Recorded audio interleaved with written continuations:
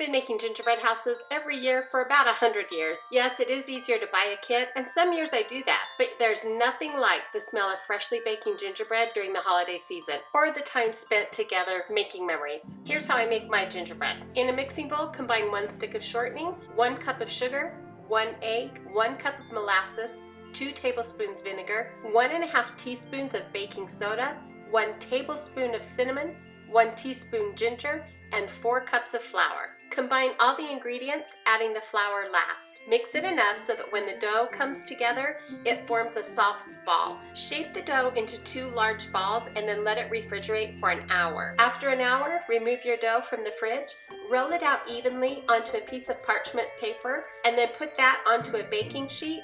Bake that at 375 for about 20 minutes. These are the construction plans I use. You can find a ton of ideas on Google. You want to cut out your house design while the gingerbread is still hot. It's tricky, and be careful not to burn yourself. You have to cut your gingerbread house while the gingerbread is hot, because once it cools, it hardens and it will become impossible to cut into shapes. P.S. All those extra pieces are yummy, crushed up and sprinkled into hot cocoa. We also cut shapes in the extra gingerbread with cookie cutters. Some like to eat those, others like to add them for decoration on their houses. If I'm going to be using the smaller shapes for ornaments, after baking the gingerbread, I cut out the shape and just use a straw to make a hole in the top to thread the ribbon through. Once your gingerbread house has completely cooled, it's time to assemble. For younger kids, and also when I'm pressed for time, I'll assemble the walls of the house with my glue gun, and then I use the royal icing to decorate and hide the glue. To make royal icing, I use 3 egg whites, and it's vital for those to be at room temperature, about 16 ounces of powdered sugar, and 1/2 teaspoon cream of tartar. Beat just the egg whites until they form stiff peaks, then mix in the cream of tartar and the powdered sugar. Mix it thoroughly.